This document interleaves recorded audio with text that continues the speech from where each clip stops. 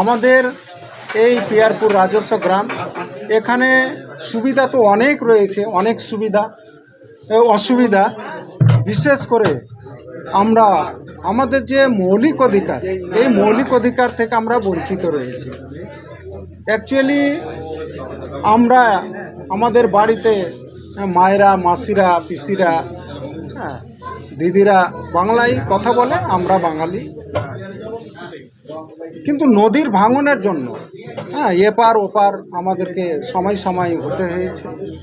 আজকে যে জায়গায় বসে আমাকে চ্যানেলের সম্মুখীন করেছেন, পশ্চিম বাংলায় সিএস, যেটাকে সেন্ট্রাল সেটেলমেন্ট 1922 সালে হয়েছে, সেই সময় ওই সেটেলমেন্টের যে নকশা রয়েছে, ওই নকশায় ঘেরুয়া করে দেখানো হয়েছে যে এই অঞ্চলটা জলসি কস্তি, মানে গাংসি কস্তি। এটা তো আপনার 1922 সালে হলো। তারপরে 1960 সালে আরএস হয়েছে। তখন তো এগুলো স্থল, তখন স্থল। তো ওই আরএসে কেন এটা সিকস্তি করা হলো না? আমার মনে হয় সেই সময় এটাকে সিকস্তি করা উচিত ছিল, কিন্তু আরএসটা মনে হয় স্থলে আসেনি, ওটা টেবিল সেটেলমেন্ট করেছে। তার জন্যেই এটাকে জলসি কস্তি বা গাংসি কস্তি করে রেখেছে। এখন বর্তমানে এলআরের পিরিয়ড, এলআরও তাই অবস্থা। আজকে আপনারা এসছেন, আপনারা দেখুন এটা স্থল না জল। এখানে ঘরবাড়ি রয়েছে, স্কুল রয়েছে, বাজার রয়েছে, মসজিদ রয়েছে, মন্দির রয়েছে, সবই কিছু আছে। কিন্তু পশ্চিমবঙ্গের যে সেটেলমেন্টের যে রেকর্ড, এই রেকর্ডে এটা এখনও গাংসি কস্তি, জলসি কস্তি। এটা দুর্ভাগ্যের বিষয়।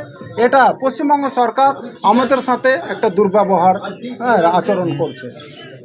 এর কারণে ঝাড়খণ্ড থেকে আমরা যে পরিষেবা পাই, এটা ন্যূনতম পরিষেবা।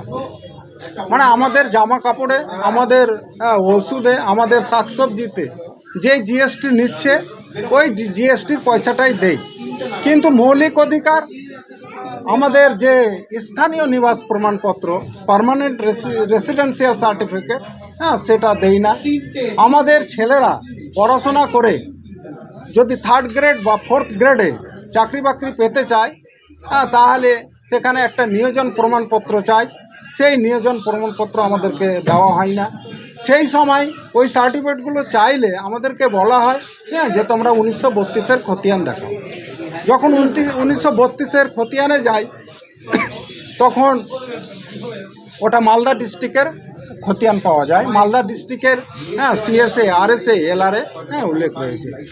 এই 1932-এর খতিয়ান আমরা ঝাড়খণ্ডে দিতে পারি না। তার জন্য আমাদের এই স্থানীয় নিবাস প্রমাণপত্র এবং নিয়োজন প্রমাণপত্র এবং জাতীয় প্রমাণপত্র এ থেকে আমরা বঞ্চিত থাকি।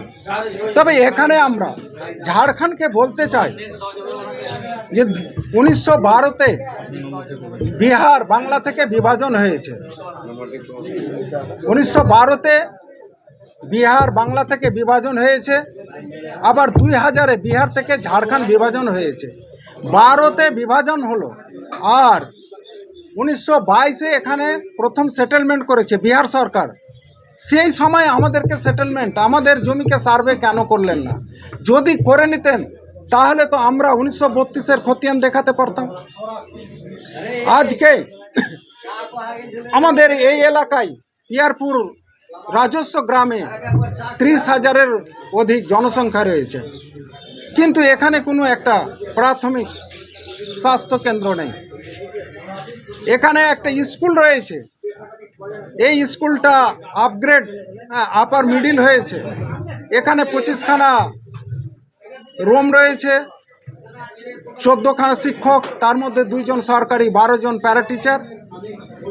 ছেলে 1900 নিয়ার অ্যাবাউট 2000-এর আশেপাশে ছেলেমেয়েরা রয়েছে। যেদিকে দেখা যায় হাই স্কুলের ক্রাইটেরিয়া ফুলফিল করছে, হ্যাঁ, কিন্তু তবুও এটাকে হাই স্কুল করানো যায় না। এখানে বলে হ্যাঁ যে আপনাদের প্লট নাম্বার নেই। প্লট নাম্বার যে হলো না এর জন্য তো আমরা দায়ী না। এর জন্যে হয় ঝাড়খণ্ড সরকার দায়ী হবে, উনি পরিষেবা দিচ্ছেন, না হলে পশ্চিমবঙ্গ সরকার উনি বলছেন এটা জমি আমার, হ্যাঁ ওনারা দায়ী হবে। পশ্চিমবঙ্গ যে মালদা পশ্চিমবঙ্গ সরকার জমি ওনাদের বলছে, হুম। তাহলে আপনাদেরকে পশ্চিমবঙ্গ সরকার তার জনগণ হিসাবে ঘোষণা করছে না কেন? এটা তো আশ্চর্যের ব্যাপার, এটাই তো অবাক হচ্ছি।